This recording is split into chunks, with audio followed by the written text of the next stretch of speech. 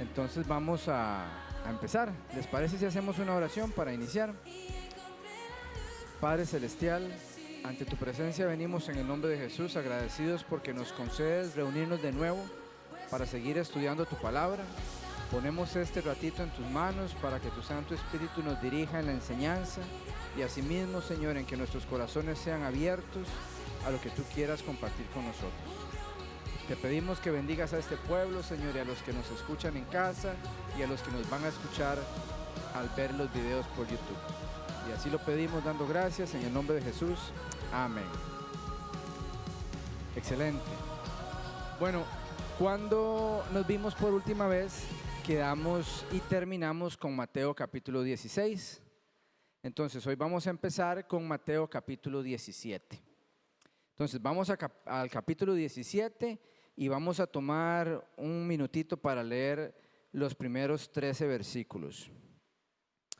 Mateo 17:1 dice: 6 días después, Jesús tomó consigo a Pedro, a Santiago y a Juan, el hermano de Santiago, y los llevó aparte, a una montaña alta.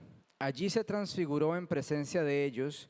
Su rostro resplandeció como el sol y su ropa se volvió blanca como la luz. En esto se aparecieron Moisés y Elías conversando con Jesús.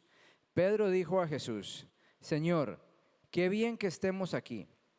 Si quieres, levantaré 3 albergues, uno para ti, otro para Moisés y otro para Elías. Mientras estaba aún hablando, apareció una nube luminosa que los envolvió y de la cual salió una voz que dijo: Este es mi Hijo amado, estoy muy complacido con él, escúchenlo. Al oír esto, los discípulos se postraron sobre su rostro, aterrorizados. Pero Jesús se acercó a ellos y los tocó. Levántense, dijo, no tengan miedo. Cuando alzaron la vista no vieron a nadie más que a Jesús. Mientras bajaban de la montaña, Jesús les encargó: no cuenten a nadie lo que han visto hasta que el Hijo del Hombre se levante de entre los muertos. Entonces los discípulos preguntaron a Jesús: ¿por qué dicen los maestros de la ley que Elías tiene que venir primero? Sin duda Elías vendrá y restaurará todas las cosas, respondió Jesús. Pero les digo que Elías ya vino y no lo reconocieron, sino que hicieron con él todo lo que quisieron. De la misma manera va a sufrir el Hijo del Hombre a manos de ellos. Entonces entendieron los discípulos que les estaba hablando de Juan el Bautista. Entonces esto sucede después de lo último que hablamos la última vez. Jesús ya empieza a hablar de su muerte, que Él va a morir y que va a tener que resucitar. Antes de eso, Jesús les pregunta que quién dice la gente que es Él. Y entonces que Elías, que Jeremías, que un profeta, que otro profeta. Pero Pedro les dice con autoridad que era el Hijo de Dios, que era el Mesías. Y entonces Jesús le dice: bendito seas, hijo de Jonás, porque esto no te lo reveló carne o sangre, sino el Espíritu.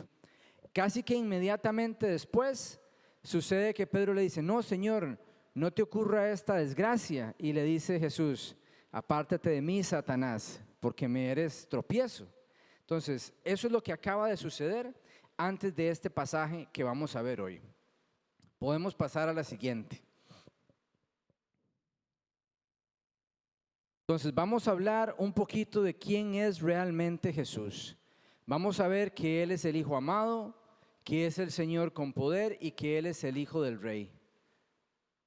La voz del cielo, que es la voz de Dios, aclara que Jesús es el Hijo amado y que su identidad es divina. Su palabra y su fe prevalecen donde todo lo demás falla, porque su autoridad es absoluta. Y Él conoce lo oculto, gobierna la creación y tiene derecho. Y aunque Él tiene derecho, se humilla por amor y para no ser tropiezo. Entonces, lo que vamos a ver en el capítulo 17 es que la palabra nos está enseñando quién es Jesús en diferentes movimientos. Podemos pasar a la siguiente.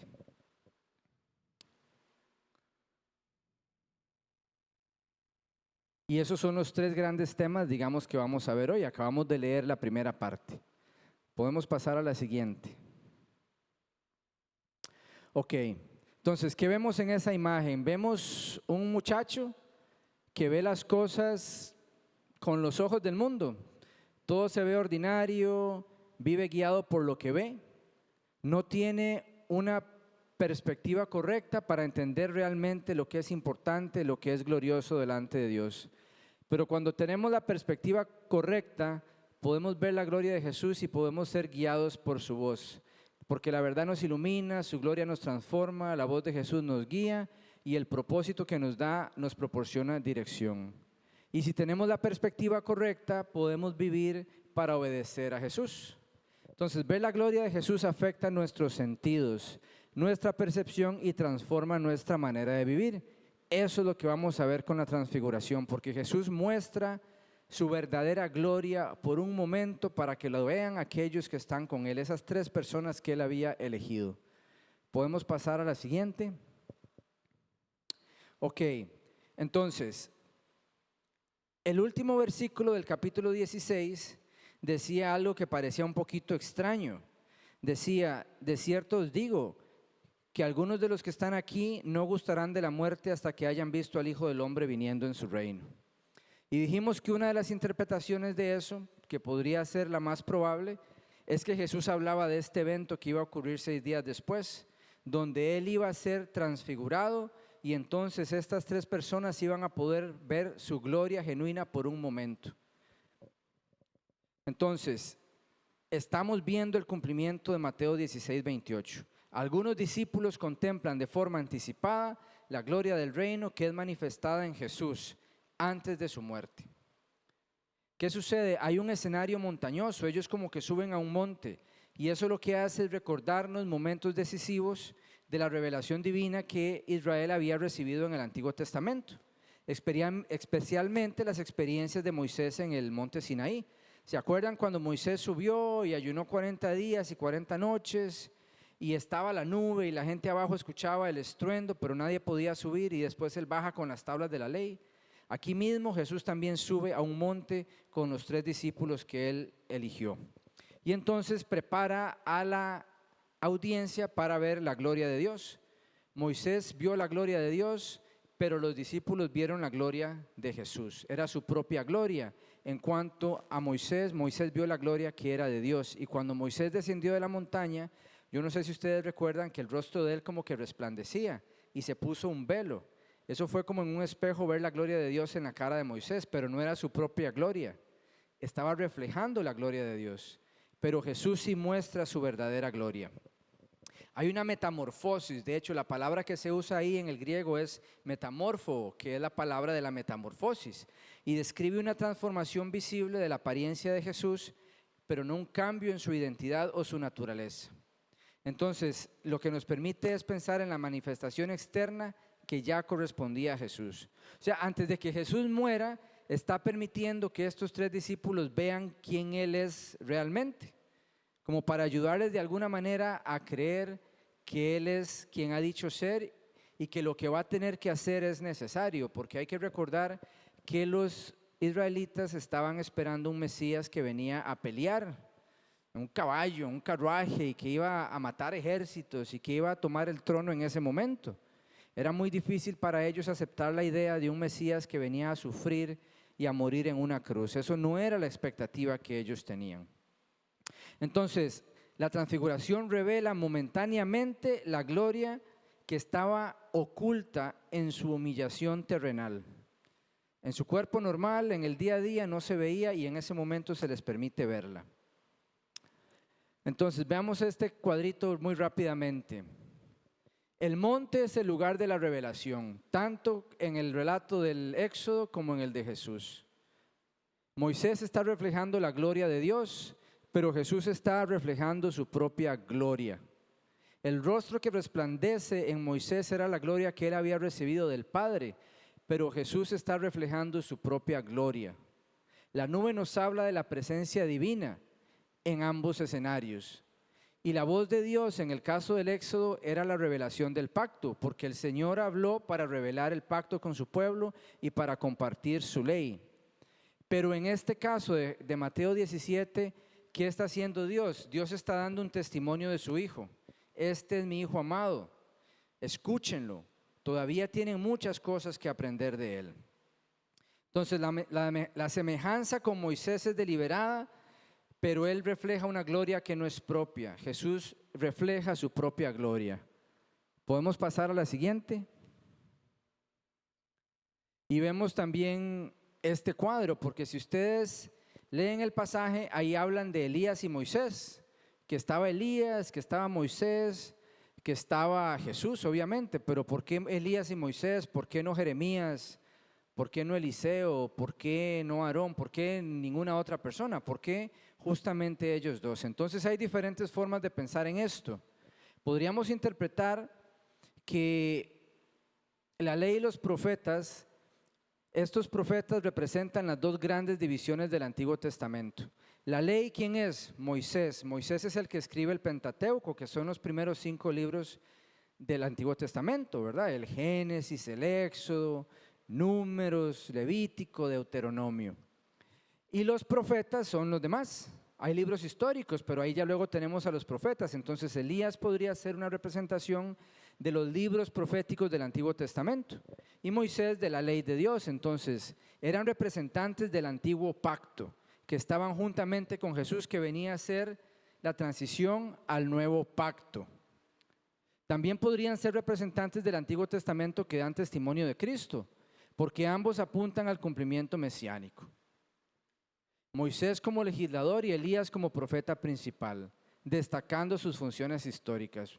Eso calza también con las otras posibles interpretaciones.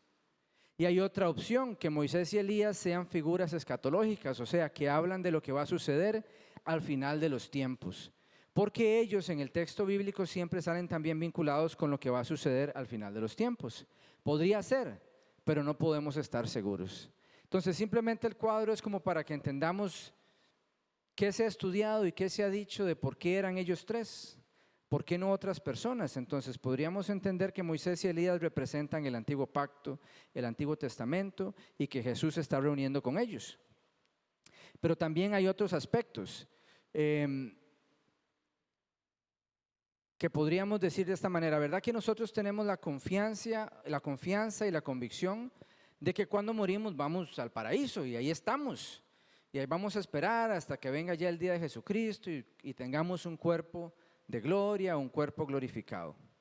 Entonces, que aparezcan Elías y Moisés es como darnos también una confirmación de que ahí están, ¿verdad? Y que los que mueren en Cristo igualmente ahí están, como ellos, y son distinguibles. La gente puede saber, uy, es fulanito, es sutanita, ¿verdad? Entonces, de alguna manera nos comunica esa idea también. Entonces, el hecho de que ambos aparezcan vivos es un testimonio de la continuidad de la vida de los fieles en la presencia de Dios. No es el énfasis del relato, pero eso nos dice eso. O sea, si Pedro está viendo ahí a Elías y Moisés y los reconoce y sabe que están muertos y que están con el Señor, bueno, Elías no murió, ¿verdad? Elías se lo llevaron en un carruaje de fuego. Pero a Moisés nunca fue sepultado. Eso fue de alguna manera, no que no fue sepultado, sino que Dios encubrió eso. Entonces eran personajes interesantes, diferentes, pero ahí están presentes y todos sabemos que la vida continúa después de la muerte. También está este aspecto, ¿se acuerdan que Pedro dice que él quiere construirles unas enramadas? Él quería como que eso durara más tiempo. Entonces quieres hacerle una chocita a cada uno para que puedan conversar y comerse una tortilla de queso, alguna cosa, ¿verdad? Pero entonces hay un problema quizás ahí. Cuando Pedro propone construir esas 3 enramadas, pareciera colocar a Jesús, a Moisés y a Elías en un mismo plano de honor, como que si fueran equivalentes, cuando Jesús claramente es distinto, ¿verdad? Porque Jesús es Dios mismo. Entonces, ¿qué es lo que dice el Padre? Vamos a buscar ese versículo. Lo va diciendo en el versículo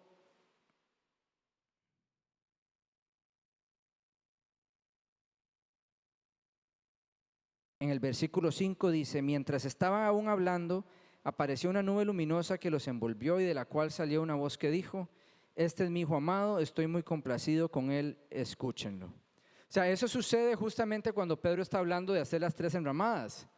Pedro demuestra ser un tipo como que irrumpe, que actúa, que es proactivo, que se mete aunque necesariamente no le corresponde hacer alguna cosa. Es muy lanzado de alguna manera. Y entonces él es interrumpido y Dios dice: este es mi hijo amado, escúchenlo a él. No está a la misma altura o al mismo nivel, no es igual que Elías, no es igual que Moisés, este es mi hijo amado. Y decir escúchenlo también nos da a entender de que todavía tenían que aprender de él, que la revelación y la enseñanza no había terminado, que todavía ellos necesitaban seguir escuchando a Jesús y aprendiendo las lecciones que él les iba a enseñar. Y era particularmente importante porque hasta este momento del ministerio Jesús no había hablado de su muerte, no había hablado de la necesidad de la resurrección, no había hablado de la necesidad de sufrir. Entonces ahora ellos están entrando a una etapa en que van a tener que ver algo diferente y van a tener que identificarse con Jesús en su sufrimiento, preparando sus propios corazones porque ellos tendrían que sufrir más adelante. Entonces a él había que escucharlo. Podemos pasar a la siguiente. Entonces dice, a él oíd. Mateo dirige deliberadamente la atención hacia Cristo como el centro definitivo de la revelación de Dios. Y dice que cuando se levantaron no vieron a nadie sino a Jesús. Entonces, ¿cuál es la declaración? Este es mi hijo amado. Eso nos da a entender que esa es la identidad única del Mesías. En él Dios tiene complacencia, es decir, tiene una plena aprobación de parte del Padre, y a él tenemos que escuchar porque es la autoridad suprema de Jesús y todavía hay mucho que deberíamos aprender de él. Podemos pasar a la siguiente. Ahora, también esta sección nos habla de Juan. El cumplimiento en Juan nos habla de que él ejerció el ministerio profético que había anunciado el profeta Malaquías. Si ustedes se van al libro de Malaquías, que es el último libro del Antiguo Testamento, en el último capítulo se habla de que Elías va a regresar. Entonces los judíos tenían la idea de que Elías tenía que aparecer, pero lo estaban esperando como Elías, como el profeta Elías, como una manifestación literal del profeta Elías. Pero Jesús les corrige, les dice, no, Elías realmente ya vino, pero no le conocieron, sino que lo rechazaron. Y entonces los discípulos pasan a entender que Jesús estaba hablando de Juan el Bautista, que Juan el Bautista fue el que cumplió ese rol profético que había sido descrito en Malaquías. Juan el Bautista fue el Elías que había de venir. Entonces, ¿qué también nos dice esto? Juan fue rechazado. ¿Cómo murió Juan? ¿Acuerdan cómo murió Juan? ¿Recuerdan? Le cortaron la cabeza porque tuvo la osadía en la cara del rey de retarlo, porque estaba con una mujer con la que no podía estar y no le gustó. No tanto a él, porque él se quedó quieto, pero a la mujer de él, a la nueva mujer de él, no le gustó al punto que ella fue la que pidió que le cortaran la cabeza. Y él, por cumplir la promesa, lo hizo. Entonces Juan el Bautista fue rechazado y sufrió injustamente a manos de las autoridades romanas. Y entonces eso presagia o anticipa que el Mesías de la misma manera iba a tener que sufrir. Su camino iba a terminar en sufrimiento. Entonces, por medio del rechazo y muerte que sufrió Juan, se veía el destino que le esperaba a Jesús. Porque Juan el Bautista preparaba el camino del Señor, ¿verdad que sí? Pero lo preparó no solo para que Jesús viniera, de alguna manera también prefigura la manera que iba a morir de una manera con sufrimiento. Entonces, si queremos comprender a Jesús y su misión, tenemos que aceptar la gloria que se revela de él en el monte, pero también el camino de sufrimiento que está anunciado en las Escrituras. O sea, es un Dios glorioso, pero tenía que sufrir. Y eso era lo que le costaba mucho a ellos aceptar. Y es una de las grandes razones por las cuales tanta gente lo rechazó. Porque ellos no esperaban un Mesías que viniera a sufrir. Ellos esperaban a un caudillo, a un líder militar, a alguien que viniera simplemente a sacar a los romanos de la tierra de Israel y que en ese momento fuera a reinar y liberarlos de todas sus angustias y pesares. Y eso no pasó a ser de esa manera. ¿Podemos pasar a la siguiente? Vamos a pasar ahora al segundo punto y vamos a leer esos versículos, pero antes de leerlo, ¿qué les parecen esas imágenes? ¿Qué les evocan esas imágenes? ¿Qué está pasando en la imagen de la izquierda? Está demonizado ese muchacho, ¿verdad? Se le ven los ojos, se le ven la reacción, se le ven la fuerza y de alguna manera las personas que están orando por él no avanzan, no funciona, no lo están logrando resolver. Pero en la derecha sí, y ya el muchacho está libre y más bien está dándole gloria a Dios. Y la frase es que la fe es la clave para que seamos libres, pero también para liberar.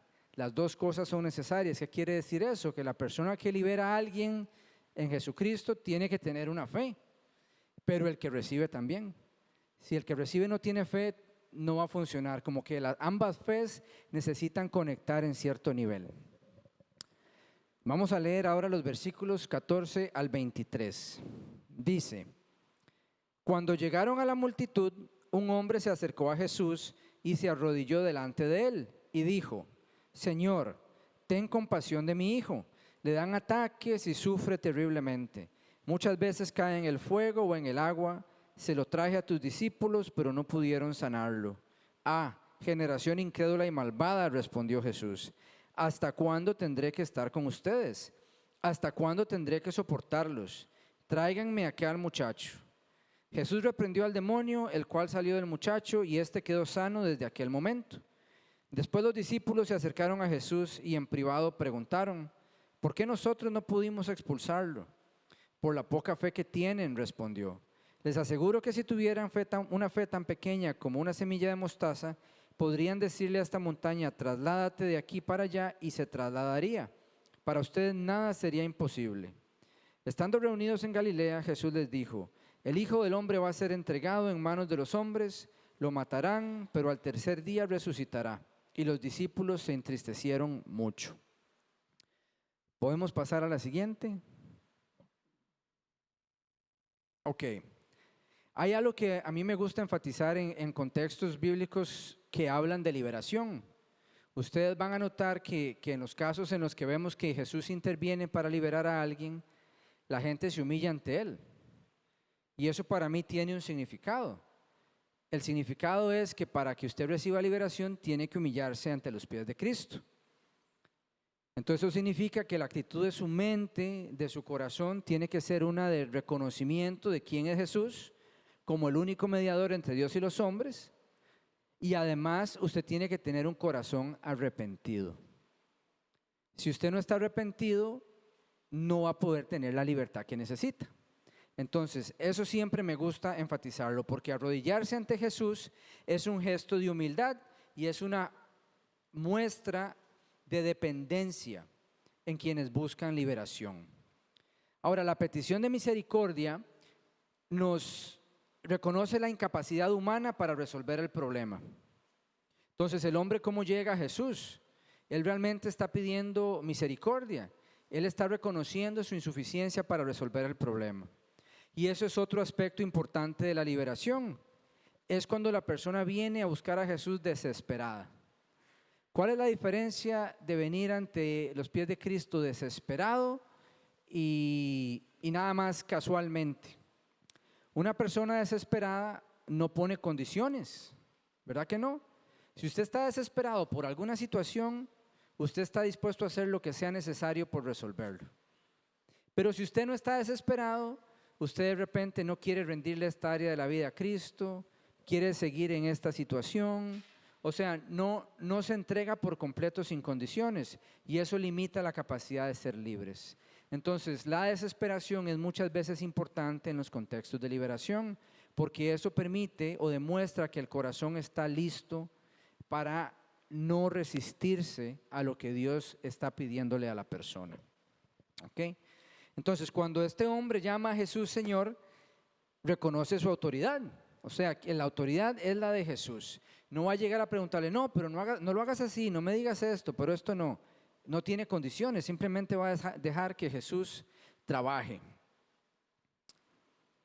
El pasaje, bueno, no me fijé aquí en la Nueva Versión Internacional. Déjeme ver si ella dice lunático.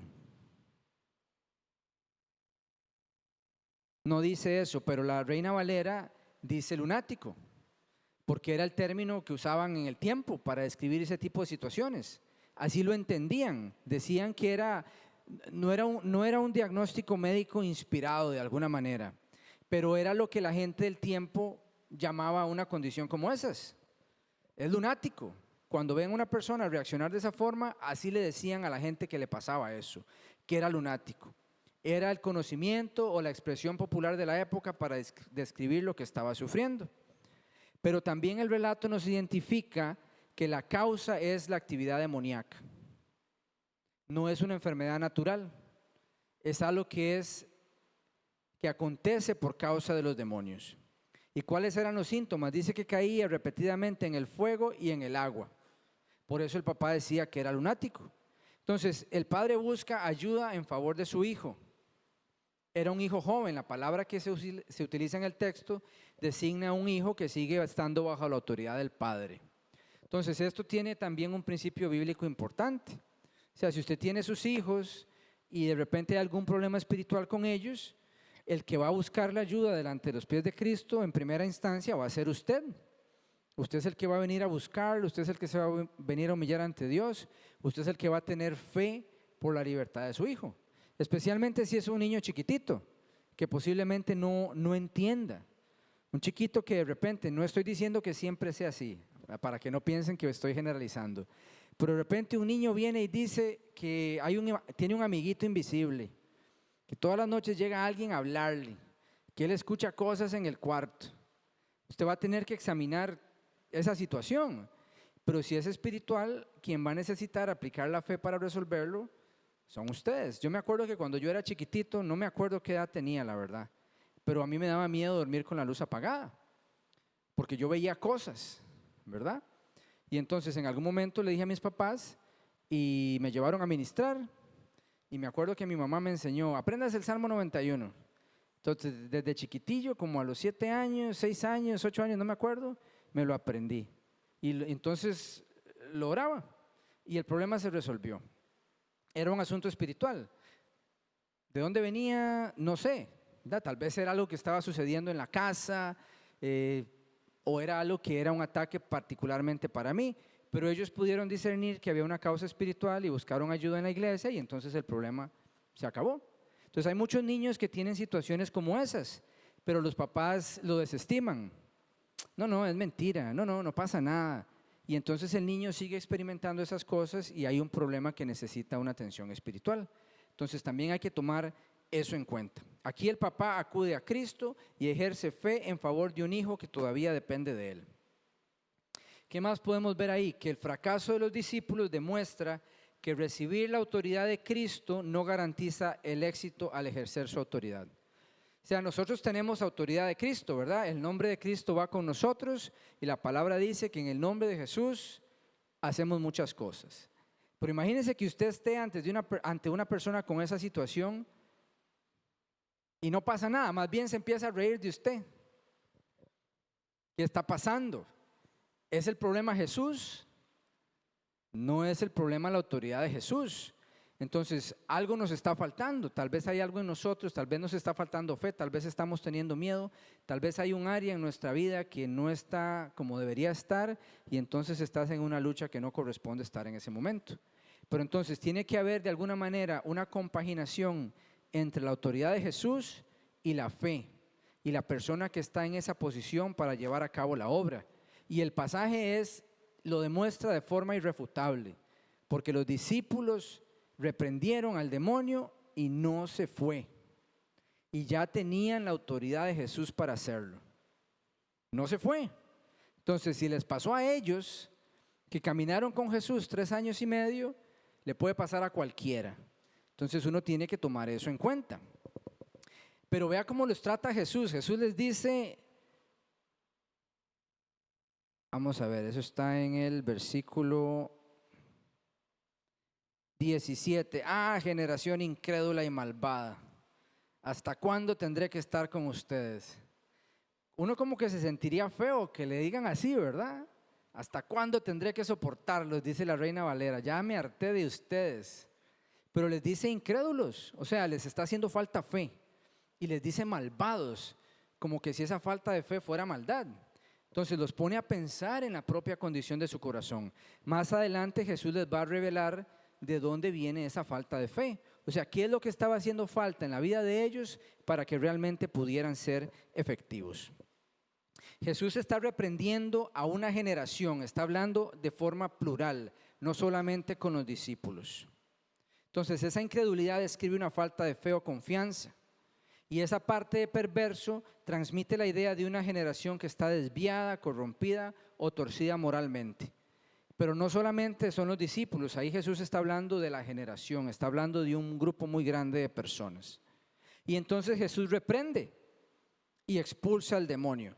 Es una orden autoritativa que está acompañada como de una amenaza, ¿verdad? Hay una amenaza implícita cuando Jesús expulsa al demonio y él entiende que se tiene que ir.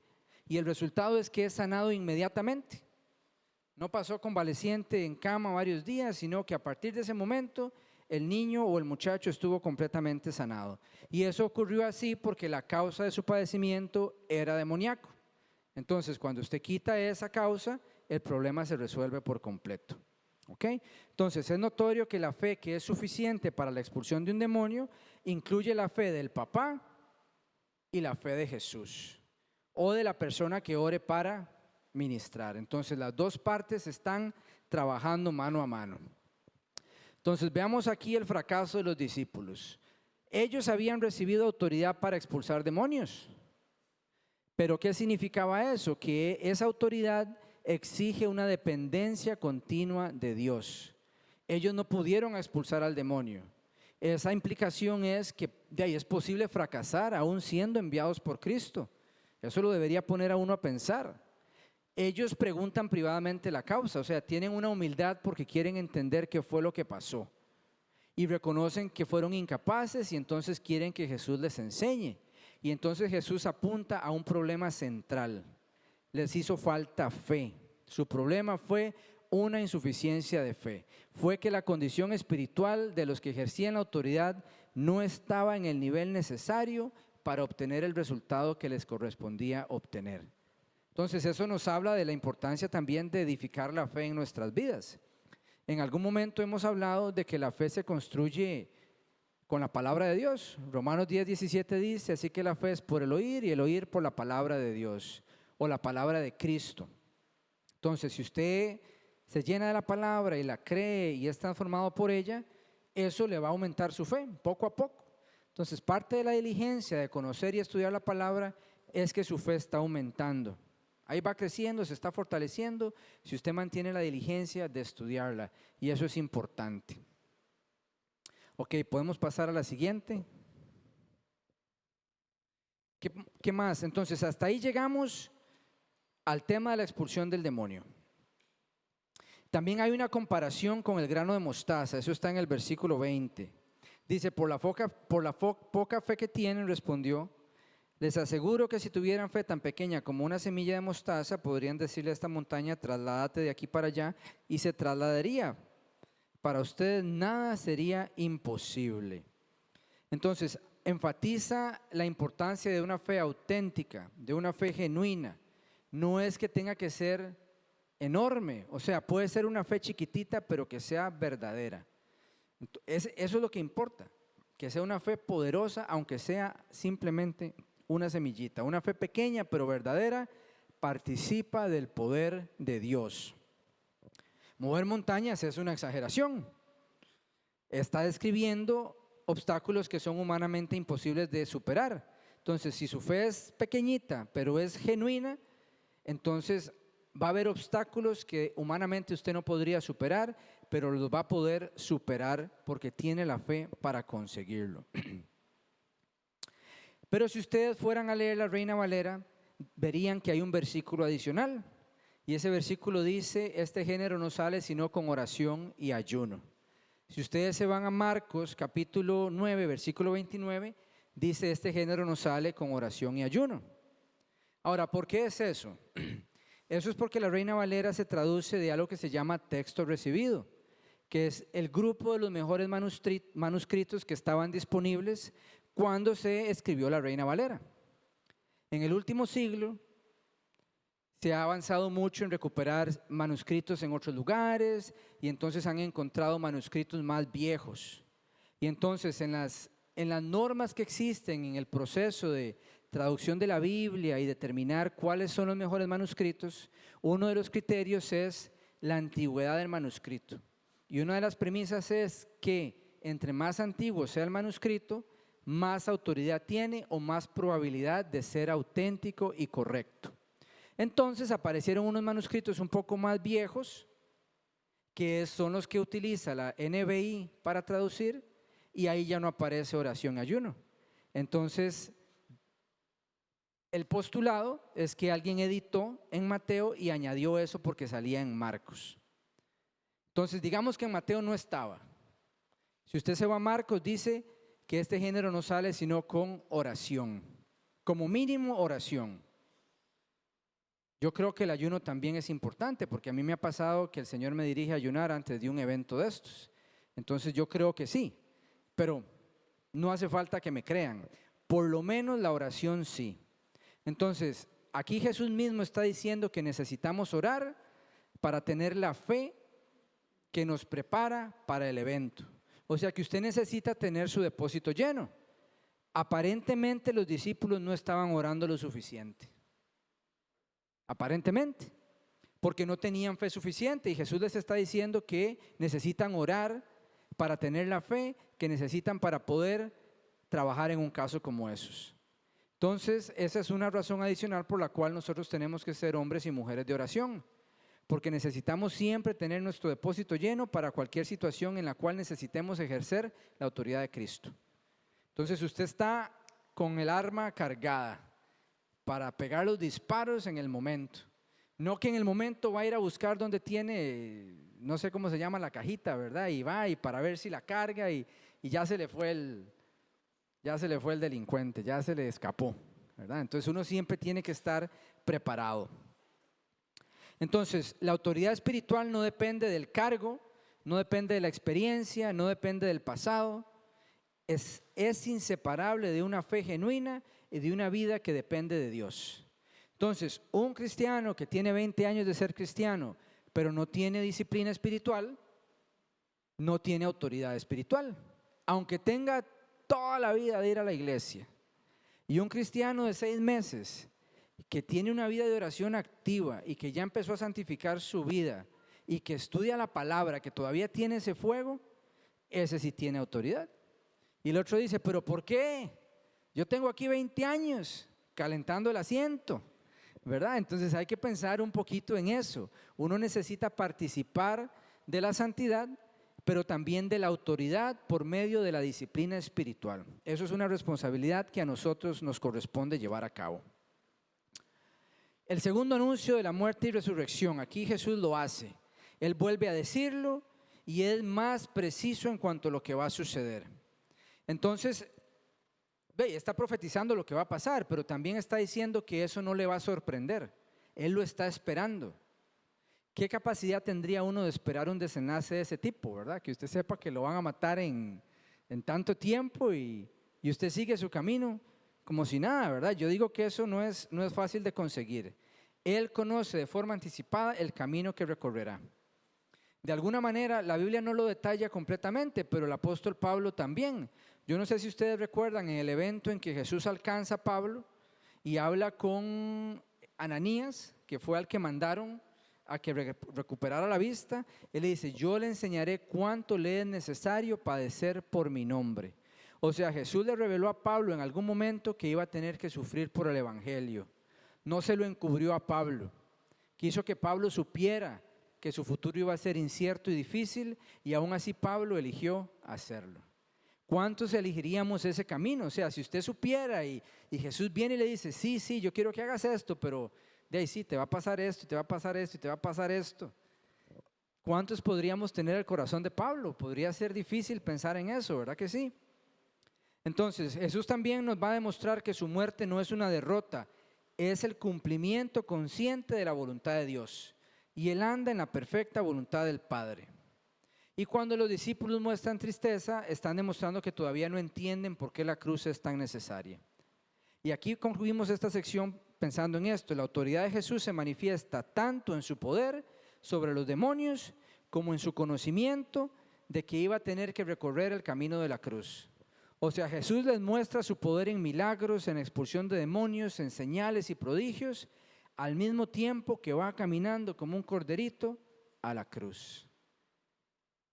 La perspectiva humana es que el que tiene poder y autoridad tiene fama y tiene posición y tiene honor y no sufre. Esa es la visión del mundo. Entonces Jesús demuestra, no, usted puede tener fama y puede tener poder y puede necesitar sufrir, así como yo sufrí. Eso es lo que es más impactante de la cruz, porque de alguna manera Jesús nos confronta con la necesidad y la posibilidad del sufrimiento. ¿Y qué le vamos a decir si Él pasó por eso? O sea, Él no es el tipo de persona que dice, vaya, haga eso, sin haberlo hecho Él primero, sino que Él dice, vaya, hágalo porque yo ya lo hice. Entonces usted también puede hacerlo. ¿Ok? Vamos a pasar a la siguiente. Y vamos a ver la última sección. ¿Y qué vemos aquí en la imagen? Bueno, es el diálogo que vamos a leer. En este caso vamos a ver diferentes características de Jesús que son impactantes. Aquí es cuando Él decide pagar el impuesto del templo. Entonces se ven las distintas imágenes. No paga nuestro maestro el tributo del templo. Jesús está ahí y dice, ¿de quién creen los reyes de la tierra que cobran tributos o impuestos? ¿De sus hijos o de los extraños? De los extraños, no de los hijos. Y entonces Jesús sigue describiendo y finalmente Pedro termina yendo a sacar una moneda de la boca de un pez. Jesús conoce lo oculto, tiene autoridad y provee para cumplir su propósito. Es enteramente completo. Ahora sí, vamos a leer el texto.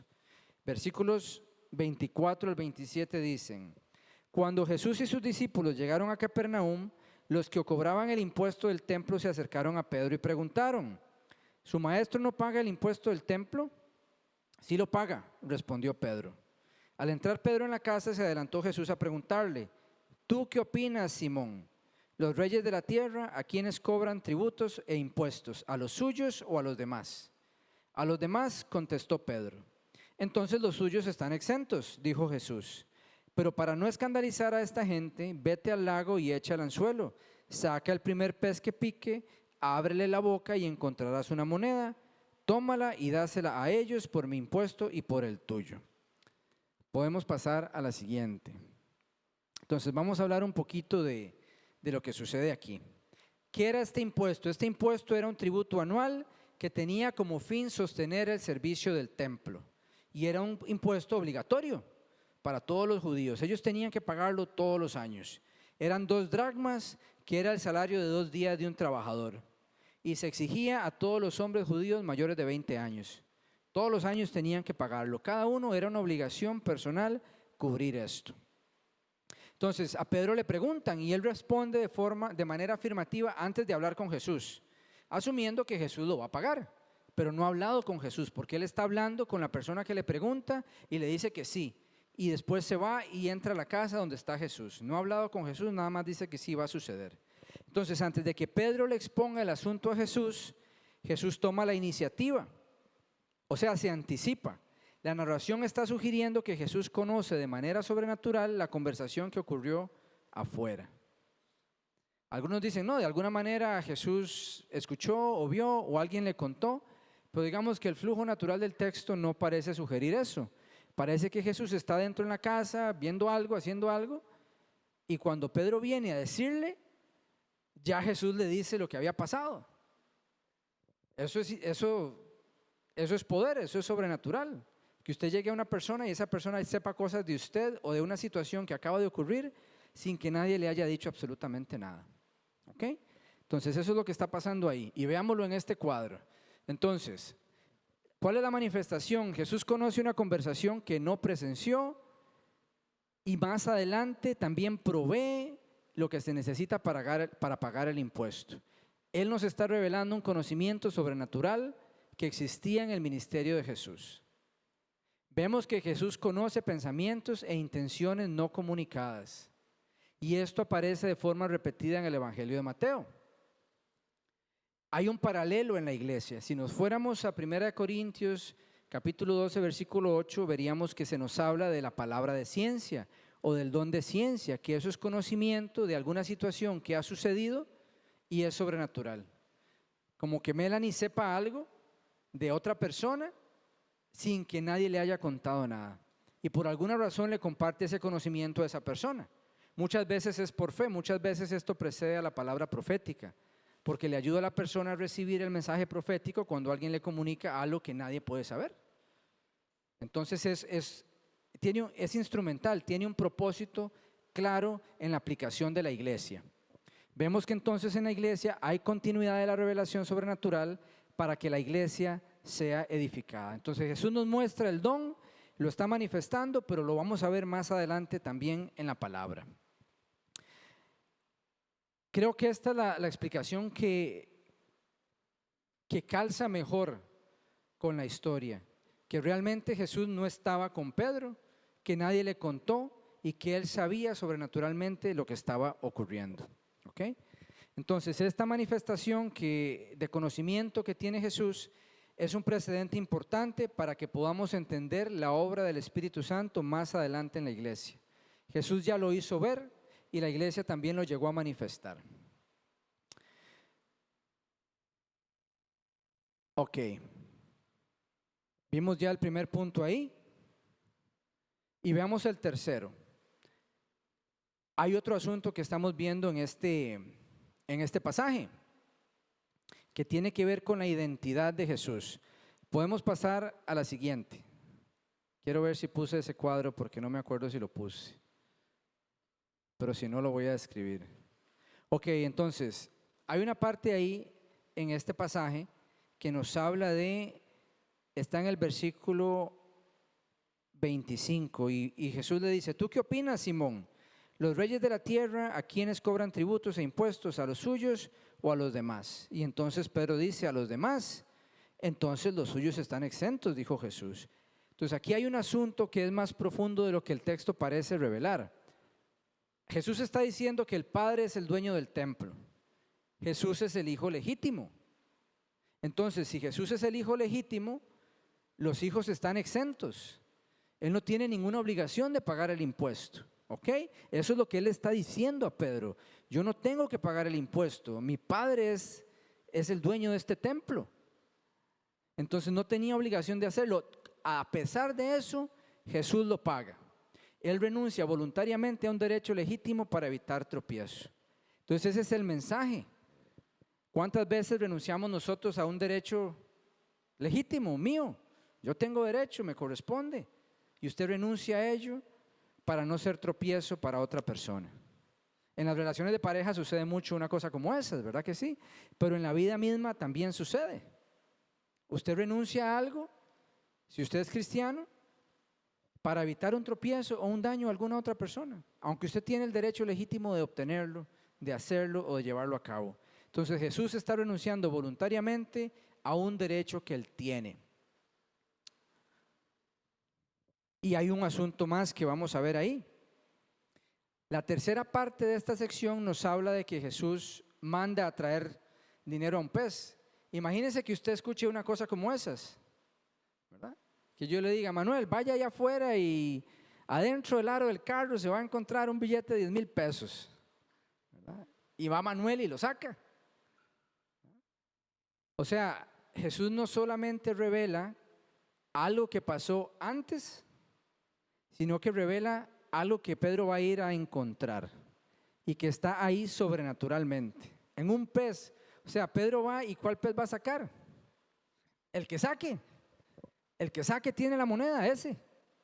Entonces estamos viendo el poder de Dios de una manera poderosa y en medio de ello Jesús está renunciando al derecho que tiene de no pagar el impuesto para no ofender a nadie, simplemente porque es lo más prudente. No tiene sentido en el contexto de la situación que él afirme su autoridad y su derecho. Entonces mejor deja que la situación pase y da el dinero para pagar el impuesto. Es una actitud de humildad, es una actitud de prudencia y sabiduría en una situación en la que no conviene que usted exija un derecho que le corresponde.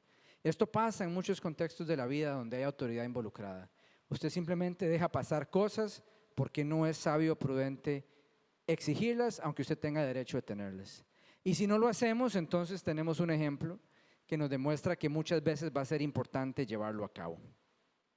Y para terminar, digo esta frase que está ahí: la verdadera grandeza de Jesús no consiste en que Él reclame sus derechos, sino que Él los ejerce conforme a la voluntad del Padre y al bien de los demás. Entonces, todos nosotros tenemos derechos de muchas cosas, pero Dios quiere que ejerzamos esos derechos conforme a su voluntad. A veces Dios va a querer que usted ceda esos derechos en cierta circunstancia o a cierta persona, aunque sean suyos. Eso es difícil, pero eso es lo que Jesús nos está mostrando acá. Y con eso terminamos el capítulo 17, que es un capítulo cortito. Antes de empezar con el 18, ¿preguntas? ¿Alguna pregunta antes de que pasemos al siguiente capítulo? Ajá. Mi papá le va a traer el micrófono. Toquecitos, para que la gente que nos escucha también escuche la pregunta. Siempre he tenido la duda, ¿la fe tiene grados? O como dice ahí también, si tuviéramos fe como el grano de mostaza, o sea, lo mínimo que podamos tener de fe, podemos hacer muchísimas cosas. Pero ahí sí que depende del grado de fe que tú tengas, no logro hacer cosas tampoco. Sí, yo sí diría que hay grados en la fe. Ahora, bíblicamente, y no vamos a entrar en ese tema porque entraríamos en el tema de los dones del Espíritu Santo, pero hay un don de fe, ¿ok? Entonces hay diferentes tipos de fe. Todos tenemos el paquete básico de fe, ¿verdad? La palabra dice, porque por gracia sois salvos por medio de la fe, y esto no de vosotros, pues es don de Dios, no por obras para que nadie se gloríe. Entonces, en todos nosotros hay un nivel de fe que nos permite creer en Dios, que nos permite alcanzar la salvación. Eso es como lo más básico, ¿verdad? Tenemos esa fe.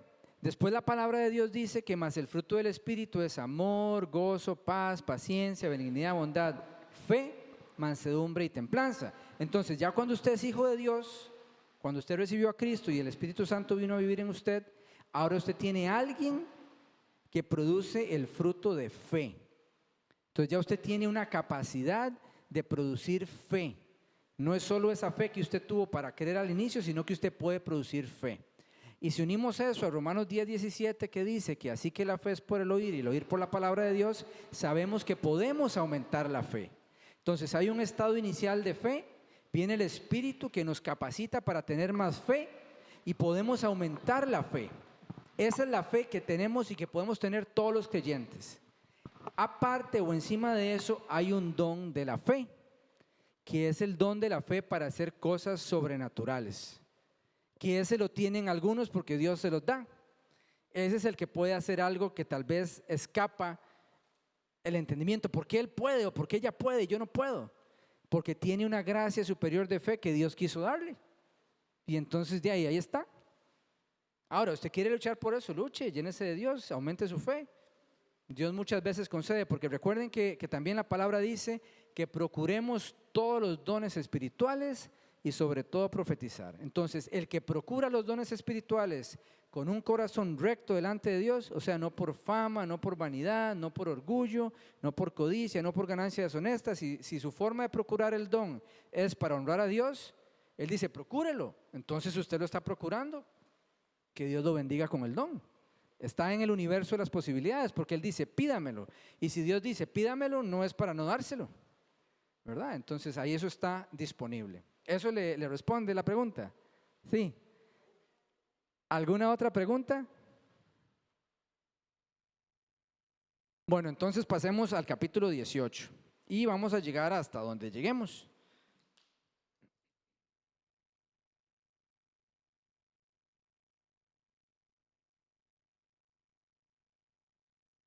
Excelente. Entonces, este lo vamos a ver en 4 secciones, versículos 1 al 5, 6 al 14, 15 al 22 y 23 al 35. Podemos pasar a la siguiente. Y veamos esta primera imagen, dice, la verdadera grandeza en la comunidad del reino, porque este capítulo tiene que ver con la vida comunitaria y el liderazgo. Jesús está tratando, nos va a enseñar cómo se vive en la comunidad del reino, cómo se debe ejercer el liderazgo en la comunidad del reino. Entonces, ¿qué vemos en la imagen aquí? ¿Qué vemos en la izquierda? Se ve un hombre recibiendo algún galardón y la gente le está aplaudiendo y él está contento. está recibiendo lo que llamaríamos gloria de los hombres. Algo hizo que tiene mérito y hay un poco de gente que lo está reconociendo públicamente. ¿Y qué vemos en la segunda imagen? Vemos la grandeza según el reino. Vemos un niño y que tiene el niño en la mano una vasija rota. Yo chiquitillo era travieso y tocaba y quebraba cosas, ¿verdad? No toque eso.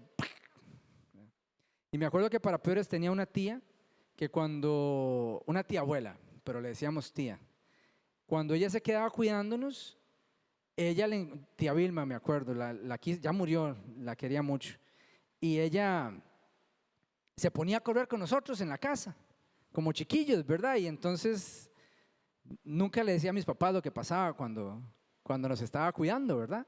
Pero a mí me pasó eso y me acuerdo que mi mamá le gustaba remendar las cosas, ¿verdad? Entonces había un pato ahí con un poco de remendaduras, todo quebrado, ¿verdad? Y otro bicho por allá con todas esas cosas. Pero el asunto aquí es que vemos un niño que cometió un error, le dijeron no corra, no lo quiebre, no lo haga, y lo hace. Pero va a su papá con una actitud de humildad y el papá lo recibe. Obviamente lo va a corregir, pero el niño no lo oculta, ni se pone rejego, ni niega lo que está sucediendo. Y esta frase es la que quiero destacar: en el reino de Dios el camino hacia arriba comienza descendiendo. Si usted quiere ser grande en el reino de los cielos, tiene que agachar la cabeza. Eso es lo que Jesús nos va a enseñar en este capítulo. Pasemos a la siguiente y leamos los primeros 5 versículos del capítulo 18.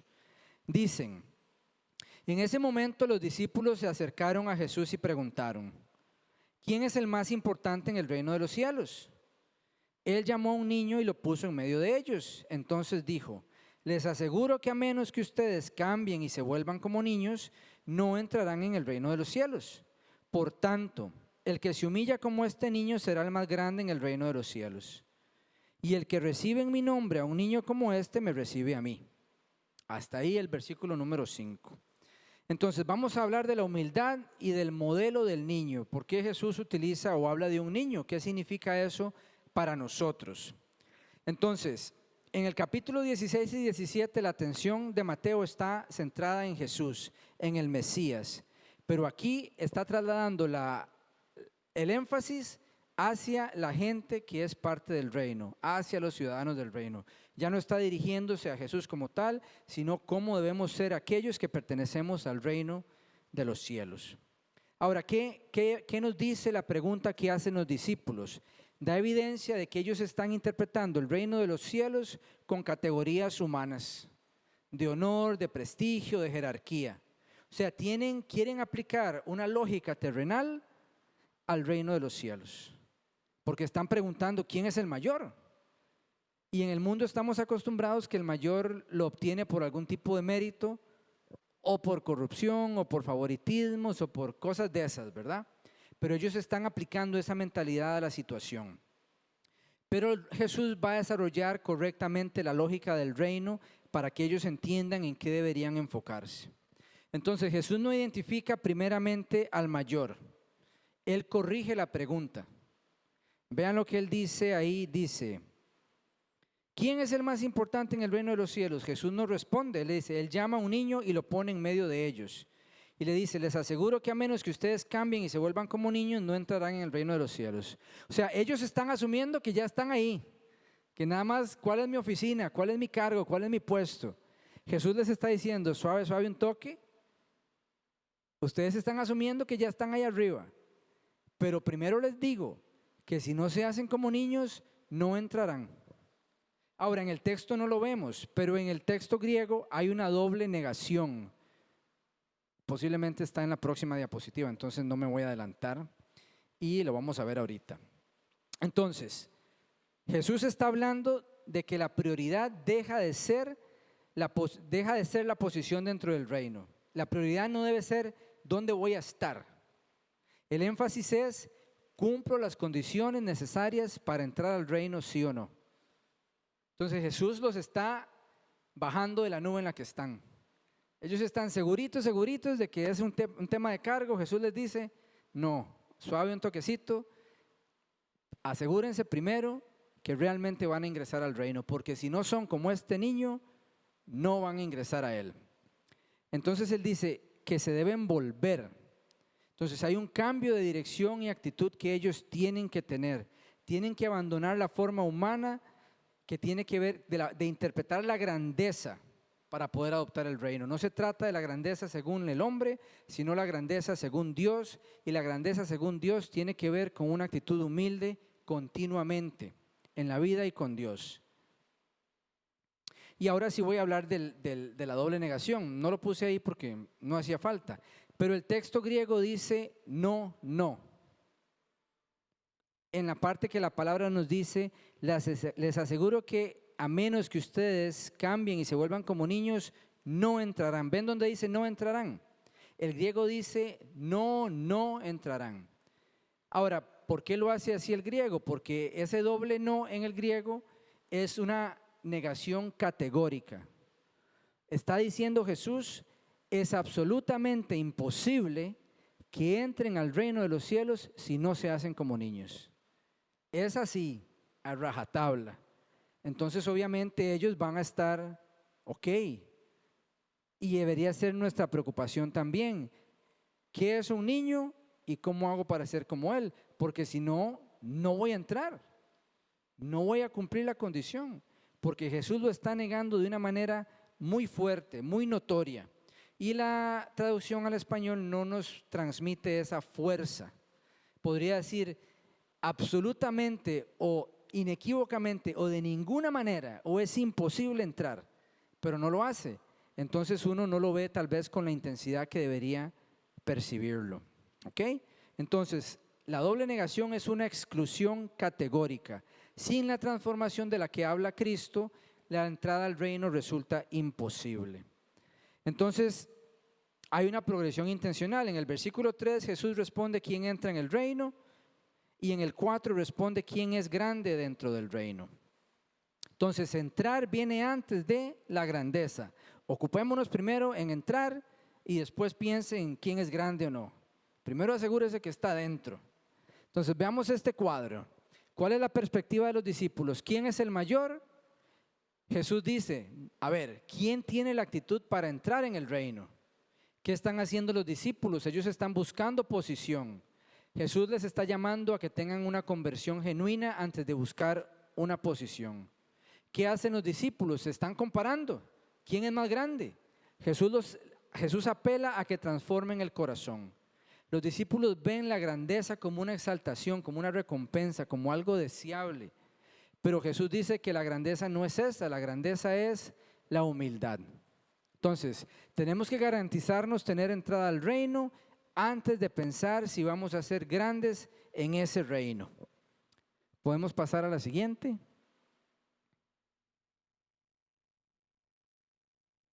Ok, ahora vamos a hablar un poquito del niño. El niño es una imagen pedagógica, didáctica, tiene la pretensión de enseñarnos un principio importante y nos habla de la actitud que representa el niño. ¿Ok? Ahora, uno puede pensar en un niño muchas cosas. Hace muchos años usted podía pensar en un niño pequeñito siempre como dependiente, confiable, bien portado. Ahora hay muchos niños que no son así, lamentablemente. Entonces ya no podemos generalizar como se hacía antes. Pero pensemos en el tiempo de Jesús donde los niños sí eran así. Generalmente sí eran así, sí eran criados de esa manera. Entonces Jesús utiliza un ejemplo visible con el niño para redefinir lo que realmente significa ser grande. Y los exhorta. Él no está hablando realmente de inocencia moral, no está hablando de ausencia de pecado, él no está hablando de inmadurez intelectual. Jesús enfatiza algo específico en cuanto al niño en el versículo 4. Él identifica explícitamente la humildad. La humildad del niño es lo que Jesús está enfatizando específicamente en ese momento. Pero sabemos que también la imagen del niño nos comunica la dependencia, una ausencia de pretensiones y una disposición para recibir. Yo me acuerdo el año pasado o el año antepasado, en un campamento de niños. Y había un chiquito, no sé si conté esta historia, había un chiquito de 6 años, ¿verdad? Y una chiquita también, no, como de 7 años la chiquita. Y estábamos, me acuerdo que estábamos en Quepos, ahí como por la marina, afuera, paramos un toquecito. Pero esta niña molesta mucho. Y entonces estaba molestando al niño. Y lo molestaba y lo molestaba y lo molestaba. El niño en determinado momento se molestó y entonces la empujó. Nada más la empujó así contra una reja, ¿verdad? Y claro, la chiquita empieza a llorar como si la hubieran tirado del segundo piso, ¿verdad? Yo me di cuenta. Entonces obviamente fui a regañarlo a él.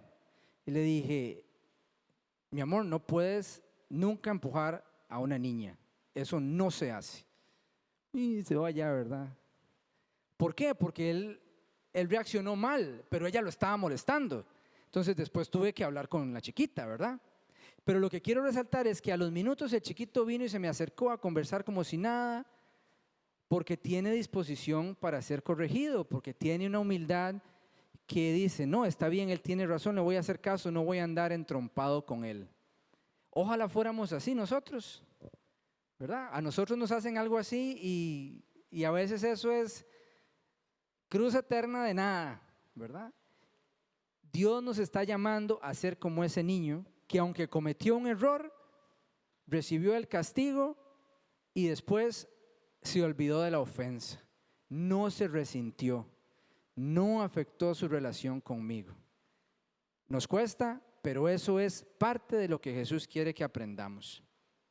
Entonces, no olvidemos que el énfasis está principalmente en la humildad, pero estas otras cualidades de los niños también son necesarias, ¿ok?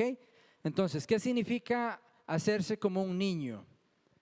Ok, no es realmente inocencia moral, el pasaje no nos está hablando de eso, no nos está hablando de la fe de un niño, realmente nos está hablando específicamente de humildad. Eso es lo que Jesús menciona de manera expresa.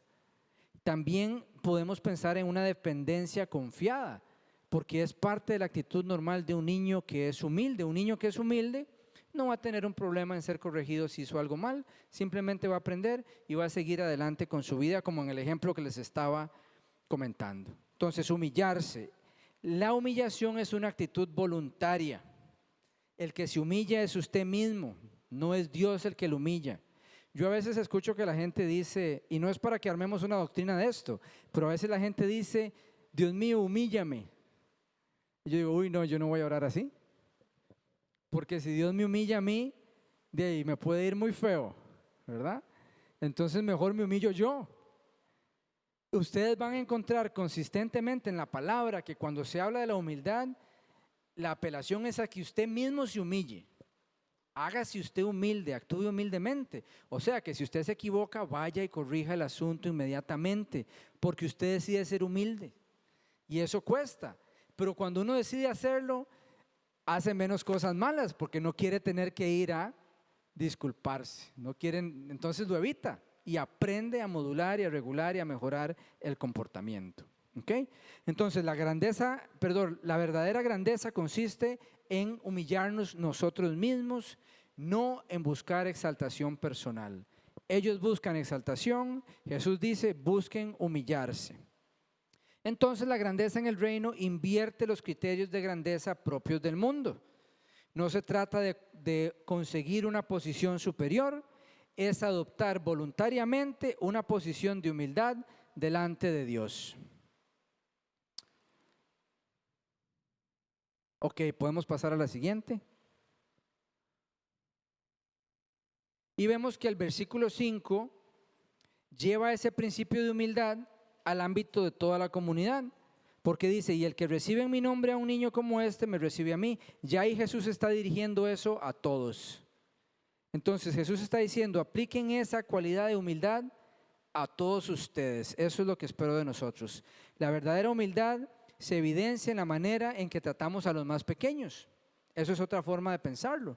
Ahora, los pequeños pueden ser niños literales, niños literales, pero también pueden ser nuevos creyentes, ¿verdad? Una persona que está recién llegando a la fe y todavía tal vez lucha mucho con cierta carnalidad y no modula necesariamente bien sus emociones. Y uno como cristiano más madurito tiene que ser más gentil y más tolerante con el niño en la fe y no herirlo, no afectarlo, no ser tropiezo para esa persona. ¿Ok? Entonces, la humildad, si nosotros queremos demostrar humildad, eso lo evidenciamos en la forma en que tratamos también a los más pequeños, a los más vulnerables, y también lo podríamos aplicar a la sociedad en general. ¿Cómo trata uno quizás a una persona que se le arrima a pedirle dinero? ¿Verdad? ¿Cómo trata usted a una persona en cierto contexto? ¿Lo trata con humildad o lo trata con desprecio? ¿Cuál es la condición de su corazón? Porque Dios tiene un corazón de protección al vulnerable, en la Biblia en general. Él habla en el Antiguo Testamento de las viudas, habla de los huérfanos, ¿verdad? Habla de los pobres y los enfermos. Las viudas representan a un grupo específico de personas, porque en el Antiguo Testamento, en esos tiempos, una mujer viuda estaba desvalida en muchos sentidos y podía caer en la pobreza, podía caer en problemas graves, porque el hombre era el que tenía que trabajar y proveer. Entonces las viudas necesitaban ayuda, entonces había que ayudarlas. Igualmente a los huérfanos y a los pobres. Entonces el corazón de Dios siempre está en ayudar al vulnerable, y aquí Jesús está hablando de la comunidad de creyentes para que entendamos que a los más vulnerables tenemos que tenerles una consideración especial y ser humildes con ellos. ¿Quería preguntar algo? Sí, dentro de ese grupo los pequeños caben las personas en condición de calle. Jesús está hablando aquí de los discípulos, de los que son hijos del reino. Pero si yo reviso la palabra en general, voy a ver que Dios habla de los pobres, de las viudas y de los huérfanos. Entonces, tal vez como lo resumo, aquí Jesús le está hablando específicamente a los que son sus discípulos. Pero la palabra habla de este principio en aplicación a toda la población en general.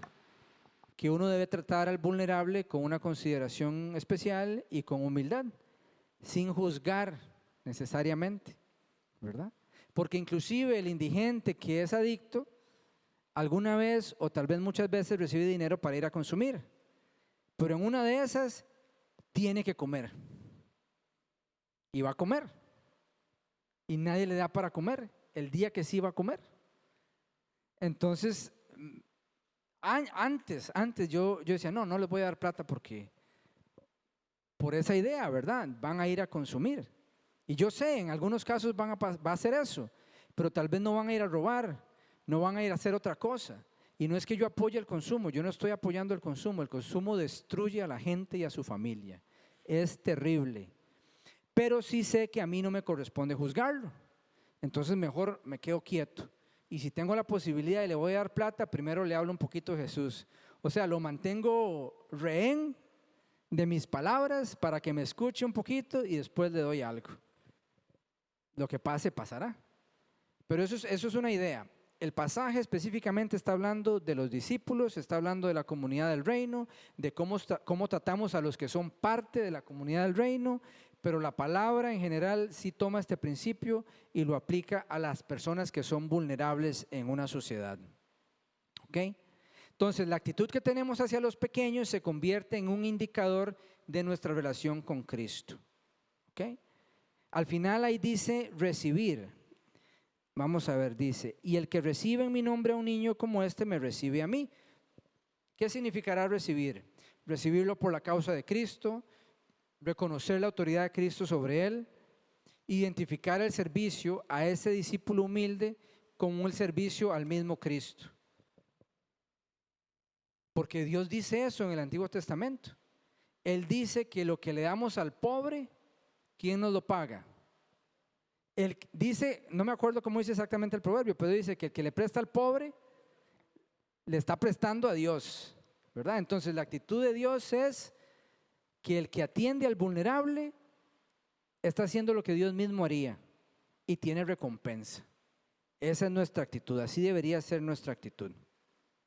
Entonces ahí dice el cuadrito, volvámonos como niños, y si usted se vuelve como un niño, el resultado es que va a entrar al reino. Si usted se humilla como un niño, no solo entró, sino que va a obtener la verdadera grandeza en el reino.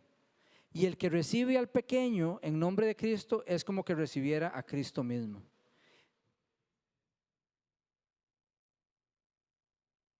Ok, esa es la cita. Ok, eso es lo que quise decir, pero no me lo sabía. Pero es eso. Ajá. El que da al pobre le presta a Dios. Exacto. Entonces imagínense que Dios le deba a uno algo, ¿verdad? Claro, es una forma de expresarlo. Obviamente Dios es el dueño de todas las cosas, pero Él quiere comunicar que Dios se siente en deuda con el que ayuda al necesitado. Y eso es una idea muy poderosa. Y en eso uno puede alabar a los católicos, porque los católicos tienen una cultura de dar, de ser generosos, a veces más que los cristianos. Entonces las cosas como son, ¿verdad? ¿Cómo es que dice el dicho? No sé, honra al que honra merece, ¿verdad? O al pan, pan, vino, vino. Entonces, de ahí, es una realidad y uno la puede echar para el saco. Entonces la comunidad del reino se edifica sobre una lógica completamente distinta a la del mundo. La verdadera grandeza pertenece a quienes se humillan delante de Dios y reciben con dignidad a los que pertenecen a Cristo. Entonces, la grandeza está en ser humildes. Ocupémonos primero en cumplir las condiciones para ingresar al reino, y si somos humildes, sí vamos a tener grandeza en el reino, porque esa es la fórmula que Dios aplica. Y cuando nosotros atendemos al pobre, al necesitado, es como que se lo estuviéramos haciendo a Cristo mismo. Y esa es la lección que tenemos que tener presente. Y entonces eso nos ayuda a no ser juiciosos en ciertas cosas, nada más tener un corazón generoso y dejar que Dios resuelva. ¿Ok? Vamos a pasar a la siguiente. Y vamos a leer estos versículos, pero antes de leerlos, ¿qué vemos en esta imagen? El título dice, el cuidado de los pequeños en la comunidad del reino. Vemos un muchacho allá, eso es una reunión cristiana, imagínense la verdad, pero él anda ahí con sus chancletas, con su camiseta, con sus tatuajes y no logra como integrarse al grupo. Pero entonces se le acercan dos personas y ya lo integran. Nos acercamos a la persona vulnerable que tiene alguna sencillez, que necesita conocer de Cristo, y entonces lo integramos y lo restauramos, porque nadie es pequeño para Dios, y entonces como nadie es pequeño para Dios, nadie debería serlo para su pueblo. ¿Ok? Vamos a leer los versículos 16 al 14, perdón, 6 al 14. Dice, pero si alguien hace pecar a uno de estos pequeños que creen en mí, más le valdría que le colgaran al cuello una gran piedra de molino y lo hundieran en lo profundo del mar. Ay del mundo por los tropiezos son inevitables, pero ay de aquel que los ocasiona. Si tu mano o tu pie te hace pecar, córtatelo y arrójalo. Más te vale entrar en la vida manco o cojo que ser arrojado al fuego eterno con tus dos manos y tus dos pies. Y si tu ojo te hace pecar, sácatelo y arrójalo. Más te vale entrar tuerto en la vida que con los ojos ser arrojado al fuego del infierno. Miren que no menosprecien a uno de estos pequeños, porque les digo que en el cielo los ángeles de ellos contemplan siempre el rostro de mi Padre Celestial. ¿Qué les parece? Si un hombre tiene 100 ovejas y se extravía una de ellas, ¿no dejará las 99 en las colinas para ir en busca de la extraviada? Y si llega a encontrarla, les aseguro que se pondrá más feliz por esa sola oveja que por las 99 que no se extraviaron. Así también el Padre de ustedes que está en el cielo no quiere que se pierda ninguno de estos pequeños. Ok, podemos pasar a la siguiente.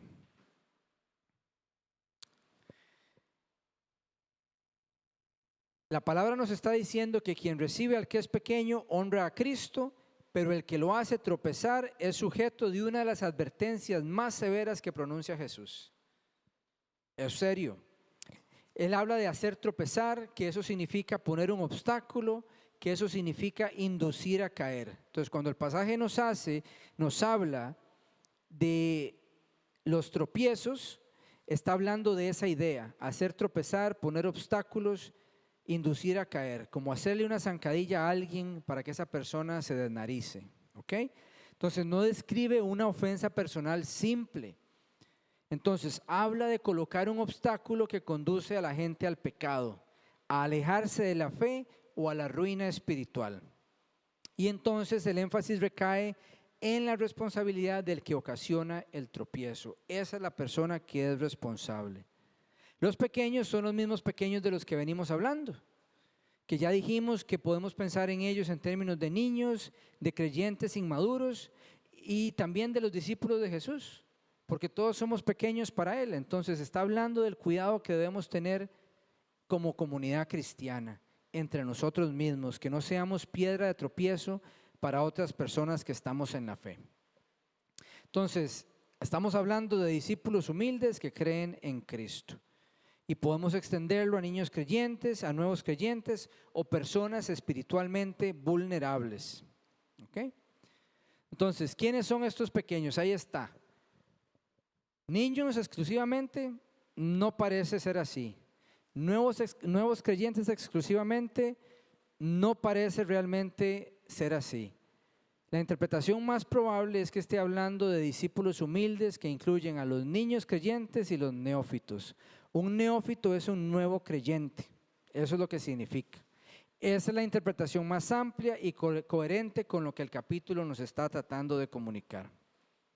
Entonces Jesús utiliza una exageración para transmitir el tipo de juicio que va a venir, ¿verdad? Entonces Él habla de ponerle una piedra de molino y tirarlo al fondo del mar. Esas piedras de molino eran unas piedras grandes que los burros hacían girar para moler el grano. Era una pieza pesadísima, ¿verdad? Amarrarle eso al cuello y echarlo al fondo del mar, de ahí es una condena definitiva. ¿Quién va a poder recuperarse de una cosa como esas? Entonces, Jesús lo que está diciendo o está afirmando es que sería preferible sufrir una muerte terrible antes de ser instrumento de tropiezo para uno de sus pequeños. Y después el versículo 7 nos lleva a esta advertencia del individuo al mundo, porque el versículo 7 dice: ay del mundo por los tropiezos. Los tropiezos son inevitables, pero ay de aquel que los ocasiona. Entonces ya no estamos hablando solamente de ese escenario, ¿verdad? Está llevándola al mundo, porque el mundo es un escenario continuo de tropiezos. El mundo está lleno de tropiezos en todo lugar al que vamos en todo momento. Pero aunque eso es cierto, esto no elimina la responsabilidad individual de la persona que ocasiona el tropiezo. Siempre hay una responsabilidad individual al que ocasiona el tropiezo a uno de los niños de Dios. Siempre hay una responsabilidad individual. Y ahí es why en el griego, es lo mismo, es una expresión, es una exclamación, ay, y es un lamento, es una declaración solemne de condenación. Eso es lo que significa. Ay, es condenado aquel el que hace esta cosa, ¿verdad? Él dice que es necesario que vengan tropiezos. No está diciendo que los tropiezos sean moralmente buenos, pero la persona que los ocasiona sigue siendo responsable. Entonces, mientras perdure el mundo caído, los tropiezos forman parte de la realidad que nos rodea. Pero eso no exime la responsabilidad personal si uno es piedra de tropiezo para alguna persona. Entonces, podemos pasar a la siguiente. Entonces, la verdad es que es necesario que existan tropiezos. Son parte de la realidad presente en un mundo caído. Con todo, hay de los que los produce, porque aunque existen, la persona sigue siendo responsable por ocasionar los tropiezos. ¿Ok? Entonces, hay un peligro al que Jesús está poniéndole atención para que uno se asegure que no es piedra de tropiezo. ¿Ok? Y entonces es lógico que entonces ahora Él empiece a hablar de que debemos eliminar de nuestra vida aquello que nos conduce al pecado. Y eso es lo que sigue. Ok, ahí lo puse, ¿verdad? Entonces la mano, el pie y el ojo representan cualquier influencia que induzca persistentemente al pecado. Y entonces dice, córtala, sácalo. ¿Quién tiene que hacer esas acciones? Yo. A mí es al que me toca cortar y quitar y completamente destruir. Esa renuncia no la puede hacer nadie más que usted mismo, porque la santificación exige decisiones concretas y radicales frente a aquello que alimenta el pecado. Eso nos corresponde a nosotros. Podemos pasar a la siguiente. Y puse ese cuadrito que dice la amputación radical, que eso nos corresponde a nosotros. No está hablando de mutilarse físicamente, ¿verdad? Está hablando de que hay que eliminar de forma radical todo aquello que conduce al pecado. Que el cuerpo sea la fuente del pecado. Ayer casualmente estábamos en una consejería y un señor nos contaba que hace muchos años tenía a su mujer, ¿verdad? Y dice que la mujer era muy bonita, era muy, muy linda, ¿verdad? Y cuando salían, él le decía que se vistiera de forma provocativa. Imagínense, porque quería que todos vieran el mujerón que tenía. Esa era su mentalidad. Obviamente no está bien, pero nos habla de esto, ¿verdad? Que hay que amputar radicalmente cualquier cosa que conduce al pecado. Entonces, cuando la persona viene a Cristo, si tal vez su forma de vestir no es adecuada, el Espíritu Santo va, no, mamita, no, esas enagüitas no, ya no. Y al muchacho también, porque tal vez antes no pasaba, pero ahora sí pasa, ¿verdad? No, mi chiquito, no, ya eso no. Y la persona tiene que reaccionar de una forma adecuada a esas cosas. Sea lo que sea que Dios quiere que usted corte, lo tiene que cortar. Esa es la forma en que Dios trabaja, porque aquí Él está hablando que debemos eliminar de forma radical todo aquello que conduce al pecado. No enseña jamás que el cuerpo sea la fuente del pecado, pero sí que tenemos que actuar de forma decidida contra el pecado. Tenemos que renunciar de manera real cuando algo amenaza nuestra fidelidad a Cristo. Hoy en día se puede hablar mucho del teléfono. El teléfono es un problema constante para millones de personas, porque todo está a la mano. Y si usted no puede manejar el teléfono, entonces de ahí tiene que ver qué hace. Tiene que comprarse un ladrillito de los de antes, de botones, ¿verdad? Que ni siquiera tiene pantalla táctil, pero para llamar y recibir llamadas. O sea, usted tiene que tomar una actitud radical si hay algo en su vida que persiste y lo conduce a pecar. Tiene que ver cómo lo corta radicalmente. Esa es la enseñanza que Jesús nos quiere comunicar en este lugar. ¿Ok? Entonces, vamos a ver. Entonces, la comparación entre perder un miembro, Jesús después hace una comparación con perder la vida eterna, porque Él nos dice en el versículo 8, si tu mano o tu pie te hace pecar, córtatelo y arrójalo. Más te vale entrar en la vida manco o cojo que ser arrojado al fuego eterno con tus dos manos y tus dos pies. O sea, Jesús está hablando ya de la consecuencia. Está hablando ya inclusive de la condenación eterna. Él está diciendo que no hay ninguna pérdida temporal que se pueda comparar con la pérdida eterna de la salvación. O sea, está diciendo no vale la pena. Mejor corte lo que tenga que cortar porque usted se está jugando el tiquete al cielo. Se está jugando la salvación. No vale la pena que usted tome ese riesgo. Entonces, no es irracional renunciar a algo. Lo es conservar aquello que finalmente nos conduce a la condenación. Entonces, no es irracional que usted deje de hacer algo aunque el mundo diga que está bien hacerlo. Lo que es irracional es permitir que algo permanezca en su vida que lo va a conducir a la condenación. Eso sí es irracional, ¿ok? Entonces Jesús reitera esto. Entonces Jesús nos está diciendo que esto tiene mucha importancia. Es urgente responder a ello. No tenemos espacio en nuestras vidas para una actitud complaciente frente al pecado. Y termino con esta frase: la comunidad del reino protege a los pequeños, evitando convertirse en una ocasión de tropiezo, es lo que veníamos hablando, pero al mismo tiempo tenemos que combatir con radicalidad todo aquello que pueda conducir al pecado. Nuestra actitud al pecado hacia el pecado es que el pecado es un enemigo, tenemos que cortar toda relación con él y todo lo que nos conduce a él, porque no hacerlo nos expone a la condenación, podemos perdernos. ¿Ok? ¿Alguien tiene alguna duda o comentario antes de terminar aquí por hoy? Si no, entonces vamos a cerrar con una oración. ¿Les parece? Padre Celestial, a ti venimos en el nombre de Jesús, dándote gracias porque pudimos cubrir este material esta noche. Pedimos que nos bendigas, Señor, con esta palabra, que encuentre lugar en nuestro corazón para que produzca el efecto deseado de parte tuya. Porque nuestra decisión es ser discípulos de Cristo y reconocemos que eso requiere cambios importantes en nuestra forma de pensar, de hablar y de vivir.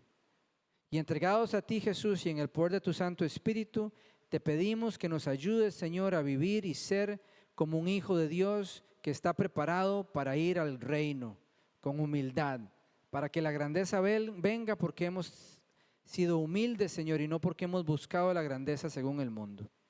Y esto lo pedimos dando gracias en el nombre de Jesús. Amén.